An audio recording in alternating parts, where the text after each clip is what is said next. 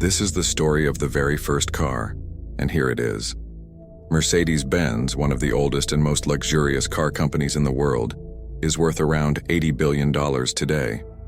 But despite its status as one of the most desired and expensive car brands, it's easy to forget its humble beginnings. It all started with a poor engineer who faced countless doubts and failures while trying to build the first horseless carriage.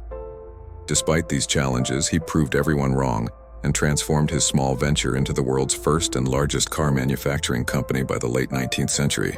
However, what began as an inspiring success story took a surprisingly dark turn when Mercedes-Benz profited from supplying military vehicles to the Nazis during World War II, using forced laborers under horrific conditions. So sit back and relax, because today we're diving deep into the incredible story of Mercedes-Benz and the man who brought automobiles to life. Carl Benz. Carl Benz was born in November 1844 in the small German town of Mühlberg. He came from a modest background. His father was a locomotive driver who barely earned enough to support the family. When Carl was just 2 years old, his father passed away, leaving his mother to raise him in tough financial straits. Carl's childhood was far from easy. Despite poverty and often going to bed hungry, his mother was determined to give him a good education. Thanks to her efforts, Carl attended school and showed remarkable talent early on, especially in chemistry and mechanics. By the time he was 15, Carl had decided to follow in his father's footsteps. He passed the entrance exam for mechanical engineering at the Karlsruhe Polytechnic School. There, he met a professor who would change the course of his life, Ferdinand Rittinger. Rittinger was a pioneer who transformed mechanical engineering from a simple workshop craft into a formal technical science in Germany. He believed that steam engines, widely used in trains and boats at the time, were becoming obsolete. Under Rittinger's guidance, Carl's fascination with horseless carriages grew. Being an avid cyclist himself, he began experimenting with motorizing his bicycle, dreaming of a practical self-propelled vehicle. By then, many engineers had already tried to invent the automobile. Some had built steam-powered vehicles, but none were truly practical. Carl realized that steam power was not the future. A new, different concept was needed. Though many mocked his vision, Carl was determined. He just needed time to prove them wrong. After graduating at 19, Carl spent 7 years working various engineering and construction jobs. While none felt like the perfect fit, he used everything he learned to prepare for his own venture. In 1871, at age 27, Carl partnered with a mechanic named August Ritter to open an iron foundry and mechanical workshop in Mannheim. Meanwhile, Carl kept working on his side project, developing a motorized carriage. Having a partner to run the business seemed essential, but unfortunately, Ritter proved unreliable. After their tools were confiscated by local authorities, the company struggled during its first year. Luckily, around that time, Carl met Bertha Ringer, who would later become his wife. Born into a wealthy family, Bertha was a strong woman who refused to watch her fiancé's efforts be wasted by his unreliable partner. Using her own dowry, Bertha bought out Ritter's entire share, putting herself and Carl in full control of the business. Together, they managed to turn things around and keep the company afloat. During the next decade, despite many struggles, Carl's true genius shone through. He made major breakthroughs, most notably developing a gasoline-powered two-stroke engine in 1879. To generate more revenue, Carl also patented many inventions, including an engine speed regulator, a battery ignition system, spark plugs, a carburetor, a clutch, a gear shift, and a water radiator. These innovations not only brought him closer to realizing his dream of a horseless carriage, but also expanded the company's product range. Yet despite his progress, the business was still struggling. Production costs had risen significantly, threatening Carl's dream of revolutionizing transportation. The banks demanded that it be incorporated. This forced him to associate with other investors and eventually turn his business into a joint stock company. In 1882, at the end, Carl was left with only 5% of his company's shares, and thus was downgraded from his position. To make matters worse, his ideas were no longer taken into account when the company designed new products. In fact, he had no say whatsoever in the company anymore. Frustrated and hurt with this arrangement, Carl packed up his things and left the corporation the following year. Leaving his company came as a hard blow for Carl, but the disappointment made him even more determined to be successful. His longtime passion for bicycles would bring him to Max Rose and Friedrich Wilhelm, two men who owned a bicycle repair shop in Mannheim together. They established Benz & C and focused on manufacturing industrial machines and stationary gas engines. Unlike Carl's previous venture, this one started pretty well and became quite profitable within a short period of time, with steady income pouring in and a staff of 25 people. Benz finally directed his main focus toward his lifelong dream, building an automobile using his gas engine instead of simply adding a motor to a carriage. Carl built the carriage around the motor, and using similar technology to that of a bicycle, he constructed what many considered to be the first true automobile in 1885, the Benz patent motor wagon. This two-seater vehicle ran on 3 wire wheels forming a tricycle and was powered by a gasoline 4-stroke motor. Its one-cylinder engine produced 2/3 of a horsepower and could go around 7 mph each. Benz knew this was revolutionary, and after testing and refining his vehicle, he drove his wonder car out to the public in the summer of 1886. However, he received mixed reviews from critics. While some admired his creation, most people were skeptical about the machine, and many didn't want him to drive around on the main streets for fear that the vehicle might explode. Others were even convinced that Ben was the devil driving an infernal carriage. Carl's business partners weren't too happy about it either. His obsession with the automobile kept him away from his work, and they couldn't see how his invention could be of use. Why would anyone buy such a machine, they argued. It's no quicker than a horse, it can break down easily, and it can run out of fuel. Nevertheless, Carl Benz was convinced that his horseless carriage was the future and began manufacturing cars for sale in 1888, the first person in the world to do so. His biggest supporter was his wife, who would often stay with her husband in the workshop, offering him new suggestions. But even after adding improvements, people still couldn't see Carl's vision. On the other hand, the few people who bought the cars could only use them to cover short distances, and even with that, they needed mechanics to be with them at all times. It also didn't help that they were very expensive, leaving them only accessible to the rich and elite, and even many members of the so-called elite didn't fancy them because they were so loud and messy. With that being said, one thing was clear. Carl needed to convince the world that the automobile was here to stay. One morning in the summer of 1988, Bertha Ben got up very early while Carl was still in bed and hopped into her husband's car to embark on one of the most important journeys in automobile history. She brought along her 2 sons and set out to visit her mother in Pforzheim, which was 66 mi away from Mannheim. Bertha didn't inform her husband nor the police about her plans, most likely because if they knew, they wouldn't let her go at the time. No car or motorized carriage had ever previously attempted a journey that long, but she was determined to prove the importance of Ben's invention. However, her trip was no walk in the park. Bertha encountered many problems along the way, like crossing dusty and stony roads that were made for horses, having to stop by a pharmacy to get more gas, and even having to perform a few mechanical repairs. The 66-minute trip took Bertha and her 2 sons over 12 hours. But eventually, they all made it safely to Pforzheim. More than anything, the trip achieved the goal Bertha had set out to achieve: to make people notice that the automobile was the next big thing. With this, the Benz motor wagon became the talk of the town and received great publicity for Carl's business. Soon enough, Benz and SE began to expand quickly, so much so that by 1890 it had become the 2nd largest engine manufacturer in Germany, though not by selling their cars but rather their stationary gasoline engines.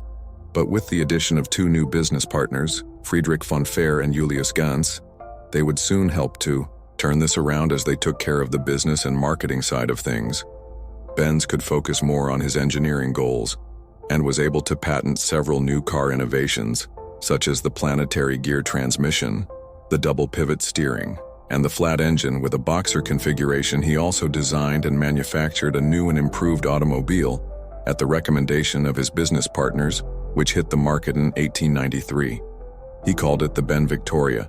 This was a more luxurious 2-passenger vehicle that came with a 3-horsepower engine, capable of reaching 11 mph thanks to its reliability.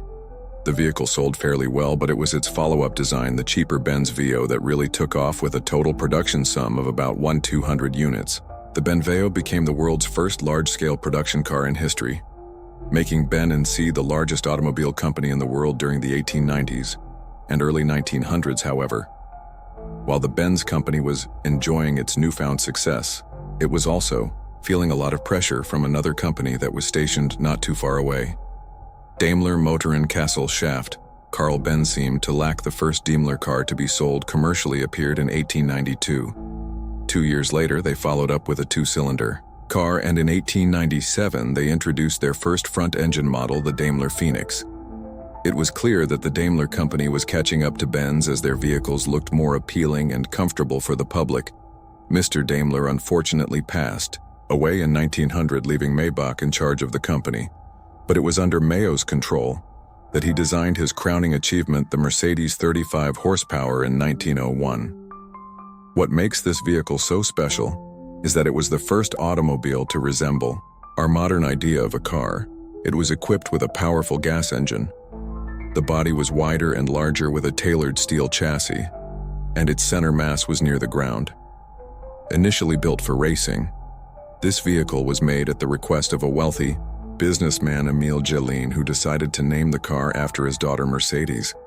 This car would go on to win multiple street races and hill climb events, going at a top speed of 56 mph, superior to any other vehicle of its day. This drew a lot of attention to the Daimler company, who decided to rebrand all their vehicles to Mercedes and began producing new models for racing and public use under the same name on the flip side.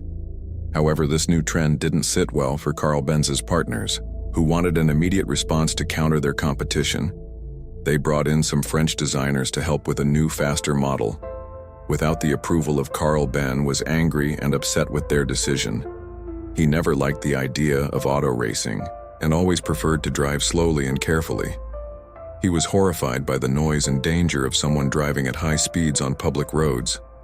The car built by his team was not a success either, and this became damaging for the Benz company, which suffered further crises between 1903 and 1904. Angry and disappointed, Carl decided to leave his company while still remaining on its board of directors. In the end, he agreed to allow his cars to race, and it ended up being these racing successes that eventually rescued his company by 1908.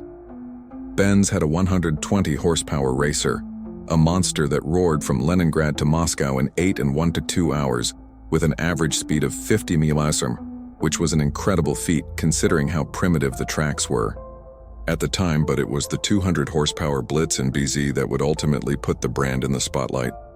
Built in 1909, this race car would break the absolute speed record made by any plane, train, or automobile of that time, reaching speeds of over 140 mph in 1911. This placed Benz alongside Daimler as one of the most desired cars at the time, and both companies enjoyed good sales in the years to follow. However, this success was short-lived as the First World War broke out, shaking up everybody's lives as well as the global economy.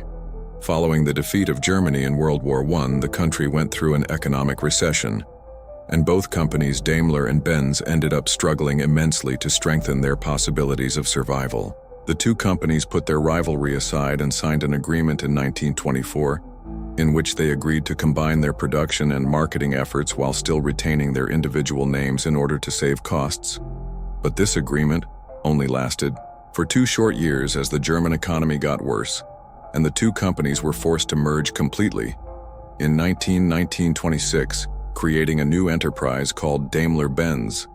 Under Daimler-Benz, the company rebranded their vehicles as Mercedes-Benz and released several impressive models during the late 1920s, such as the Mercedes-Benz Type 630 and models SSS and SSK. One of their best and brightest engineers who helped develop these vehicles was Ferdinand Porsche, whose name would later become quite famous in the car industry. As for Carl, he remained on the Daimler-Benz board of directors and was able to see the success of his automobiles and marvel at just how far the auto industry had come in his lifetime. Carl Benz passed away just a few short years after the company's merger in April 1929 at the age of 84. After his death, the company continued to grow in size and strength. becoming one of the best performance car makers in the world. But it enjoyed some of its best years under the unlikely leadership of AD when Hitler rose to power in Germany in 1933. He wanted to showcase German engineering and technology to the world, hoping to elevate his political standpoint above those of his contemporaries. One way he decided to impress the world was by exhibiting German cars in international motorsports almost immediately. He provided a big subsidy to Daimler-Benz to get involved in Grand Prix races. No other car company of that era would spend as much time and money building cars as fast as Daimler-Benz did, and that fact became evident on the racetrack from 1934 to 1939. Mercedes dominated Grand Prix races, driving as fast as $200 mumpy with their W25 and W125 models. However, they were also challenged by a new rival auto union. Another German automaker sponsored by their own country auto union would also go on to have its fair share of success during the same period, winning 25 races from 1935 to 1937. These successes put Germany on top of the world with motorsports events, especially Mercedes-Benz, which even became Hitler's preferred car brand. In fact, one of the automobiles he was frequently seen in was the Mercedes-Benz 770, a large luxury vehicle mainly used by high-ranking Nazi politicians and other Axis officials. However, with the outbreak of the Second World War in 1939, the Daimler-Benz company would soon find themselves in serious jeopardy as the demand for civilian passenger cars became scarce. They began manufacturing military vehicles, submarines, tanks, and aircraft engines for the Nazi military. Their biggest line of business were military trucks capable of transporting 3 to 6 and 1/2 tons of supplies by 1942. They stopped producing public cars altogether as all their resources were directed toward the war effort. And as the war escalated, new staff were needed to handle the increased armament production. Since the entire workforce were now fighting on the front lines, Daimler-Benz started recruiting women in order to keep up with their required unit volume. However, this still wasn't enough to meet the demand, so the company resorted to using forced labor. These prisoners of war, abducted civilians and detainees from concentration camps, were housed close to the plants and forced to work long hours under immense pressure from the Germans. Most of these workers were from Eastern Europe, who were interned in barrack camps with poor prison-like environments, while concentration camp detainees were monitored by the SS under inhumane living conditions. Many people died in these camps either from severe malnutrition, mistreatment, or event torture, and by 1944 almost half of all Daimler-Benz 63 Euro employees were forced laborers. When the war ended in 1945, the company took a big hit because of the Potsdam Agreement. All German assets abroad were confiscated and used for payment of reparations. This led to Daimler-Benz losing all of its foreign subsidiaries, affiliates, and branches, and they were stripped back to their own plants in their home country. In other words, they had to start all over and build themselves back up again. Daimler-Benz was then restructured and had Toden naify their top management. Because of these drastic changes, the company was able to obtain a production permit from the American occupation authorities in 1946. Although their factory suffered severe bomb damage, Mercedes-Benz still had the advantage of owning its own plant, as many other competitors such as BMW or Adler lost their sights when they ended up in Soviet territory. The Mercedes-Benz company then focused their efforts on producing ambulances, police patrol vehicles, and delivery vans based around their 170V models, and used one of their plants as a repair facility for U.S. military transports. By 1947, they were back to producing passenger vehicles, with only 45 of their 17V models being produced that entire year. But even under these less than ideal conditions, Daimler-Benz still managed to turn a profit just 1 year later. By the 1950s, Mercedes-Benz was able to regain much of its influence, making a strong comeback in motorsports events as well as achieving successful sales worldwide. So much so that by 1954, the company had already profited over $1 billion over the years. Mercedes has completely shifted their image and has become one of the most valuable car brands in the world. However, none of that would have been possible without Carl Benz, who, in spite of his humble background, challenges, and critics, had the courage and determination to turn his dream into a reality. Thank you guys for watching. Hope you enjoyed the video, and please don't forget to like and subscribe. Until then, I'll see you in the next one.